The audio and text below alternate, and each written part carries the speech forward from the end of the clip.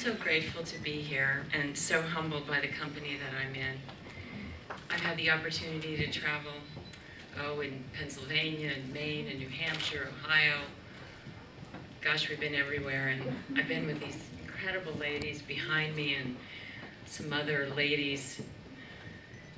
It's amazing to me when I meet generals of the Army and senators and congresswomen and housewives and unemployed women fighting for their families' lives. The courage that I see and the men who stand with them, knowing what we can do. Gentlemen, I salute you for standing here knowing what that means.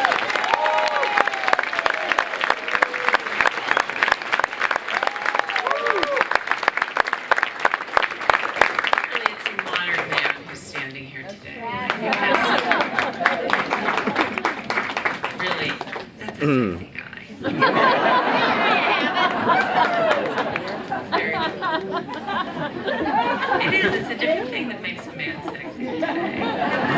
It's a sexy guy. You know, I've been in my travels seeing a lot of similarities about what's happening across our country. I'm from Pennsylvania, and I grew up with very humble origins in a family with 4 kids, and my dad was a factory worker who worked swing shift. I'm sure many of you know what that is. First shift one week, second shift the next week.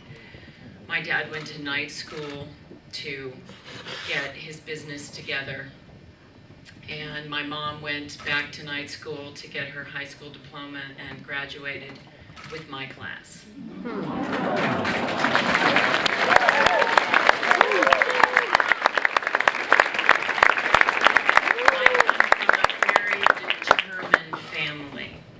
What we do, and we do what we say. That means something to me. And when that doesn't happen, I don't like it. That's one of the reasons I'm here. I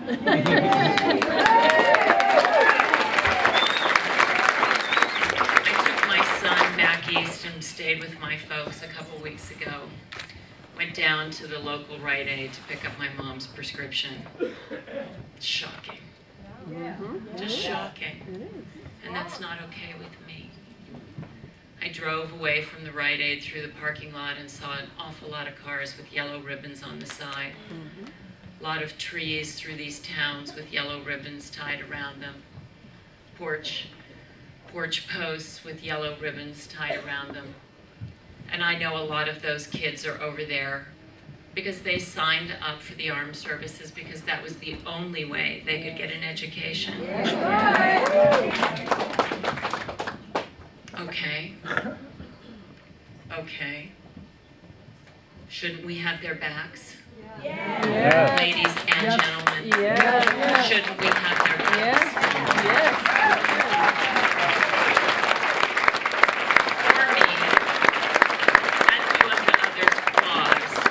It's not just a religious clause. It's an ethical consideration.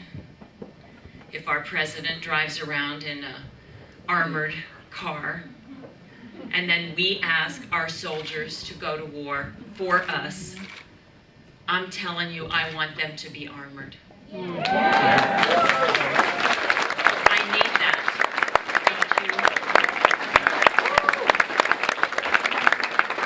Is there an 18 or a 19-year-old person in this room?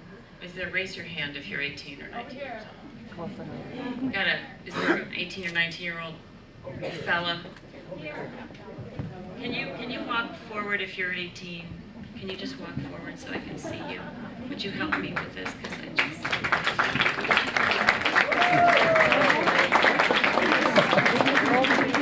Because I think that we forget.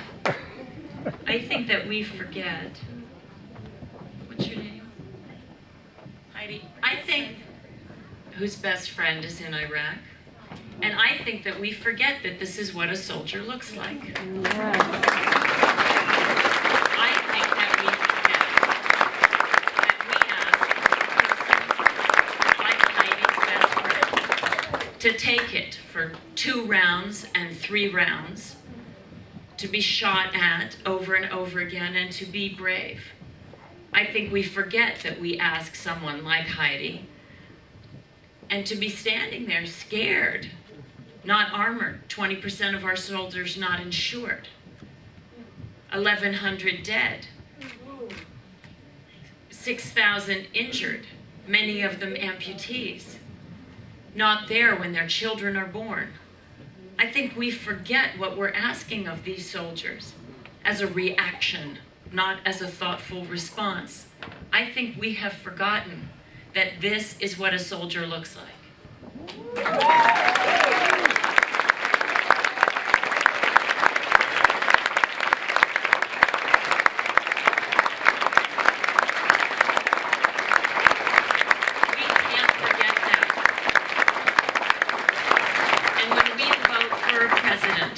For a chief of staff, we have to remember, and it may be old school, but it is not to me, that this person has to remember they are the father of our nation.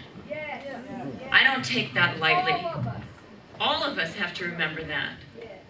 My kid's 4, but what about when he's 14? Because we're setting a standard of the way we consider people's lives.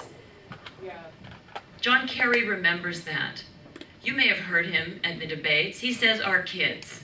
I heard that. I heard that. That's important and valuable to me. It's important and valuable to me that Social Security is important to this man. I want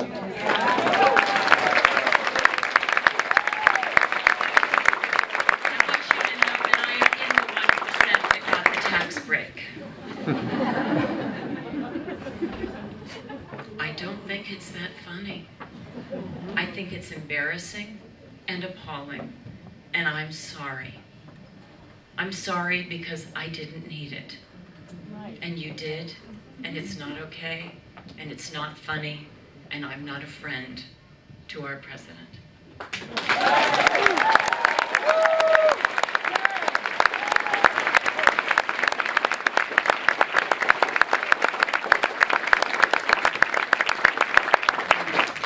We have to consider when we vote to be compassionate.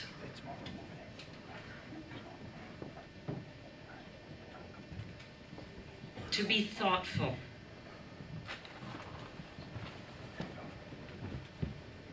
To be spiritually elegant.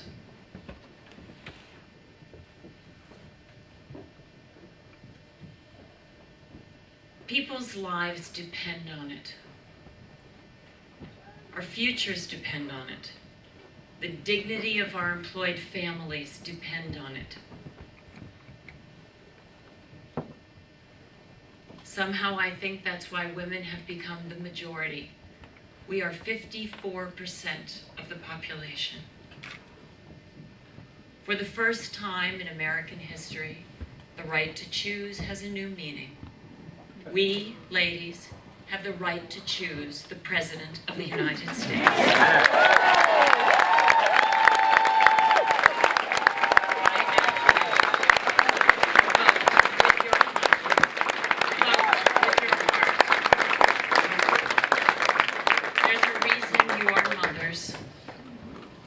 You've been given a very, very, very sacred